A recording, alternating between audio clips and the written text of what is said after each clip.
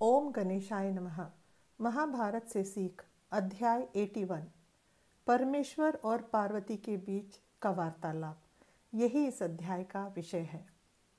परमेश्वर और उमा जी के बीच जो वार्तालाप हुआ उसे नारद जी ने सुना और भीष्म को बताया।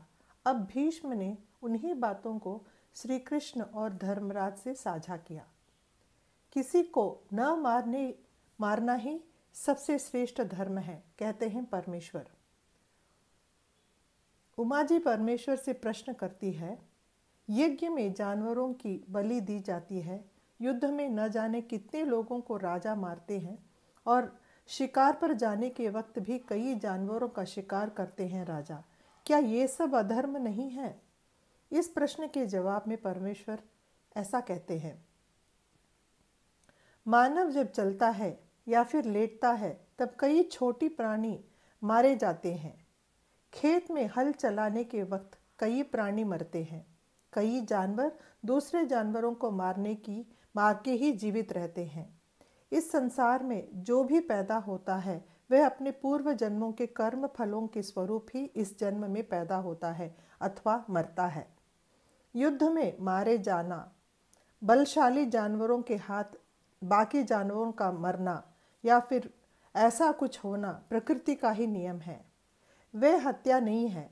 यज्ञ में जिन जानवरों की बलि चढ़ाई जाती है तब विधि विधान के आचरण करके, सही पद्धति से पूजा करके उन जानवरों को सद्गति मिले ऐसी प्रार्थना करने के बाद भी वे बलि दिए जाते हैं। यह हत्या नहीं है। राजा दुष्ट जानवरों का शिकार करता है और अपनी प्रजा को सुरक्षित रखता है, यह राजा का कर्तव्य है, परमेश्वर ने उमा जी को समझाया। घरेलू धर्म के बारे में जब पार्वती ने प्रश्न किया तो शिव जी ने इस प्रकार उत्तर दिया, अच्छी नीयत को घर वालों द्वारा बचानी चाहिए। उनकी रक्षा करना राजा का धर्म है। मानव की नीयत को सही सलामत रखती है शिक्षा ग्रहण करना ही मानव का पहला कर्तव्य है। भूमि की उत्तमता को देखकर ही खेती बाड़ी करनी चाहिए। व्यापार करने के समय धर्म के मार्ग से कभी हटना नहीं चाहिए। यह सब मानव का दूसरा कर्तव्य है।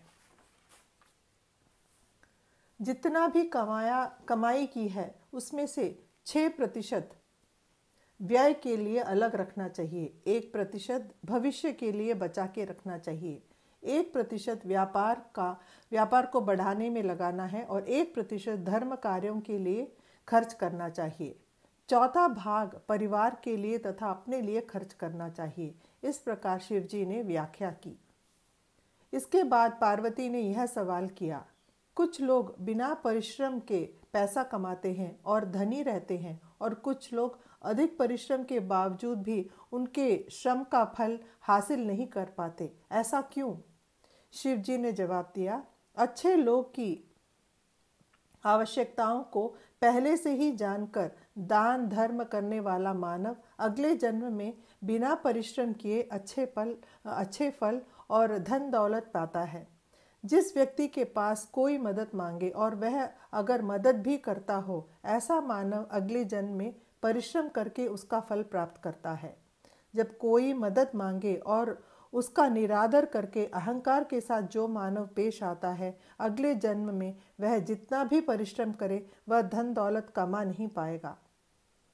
पार्वती ने दोबारा पूछा, बुढ़ापे में दौलत पाकर उसका प्रयोग क्या नहीं कर पाना, ये क्या मुसीबत है, ऐसा क्यों होता है? महेश्वर ने इसका जवाब यूं दिया, दौलतमंद लोग उनके आखिरी सांस तक धर्म दान आदि के बारे में जो नहीं सोचते, ऐसे लोग उनके अगले जन्म में बुढ़ापे में दौलत हासिल करेंगे लेकिन उसका प्रयोग नहीं कर पाएंगे। अगला प्रश्न, कुछ लोग बुद्धिमान होते हुए भी गरीबी में गुजारा करते हैं और कुछ लोग बुद्धू होते हुए भी बहुत ही धनवान कैसे होते हैं? परमेश्वर ने जवाब दिया, पिछले जन्म में बहुत ही शिक्षित और बुद्धिमान होते हुए भी वे स्वार्थी होने के कारण इस जन्म में बुद्धिमान होते हुए भी गरीबी में गुजारा करते हैं। पिछले जन्म में अशिक्षित होते हुए भी अपनी संपत्ति को गरीबों में जिसने बांटा हो, शास्त्र का ज्ञान न होने पर भी दान धर्म जिसने किया हो, वह इस जन्म में उन सत्कर्मों के फल प्राप्त करता है। शिक्षा से ज़्यादा वह एक दानवीर होने के कारण इस जन्म में दौलतमंद बनता है। जय श्री कृष्ण।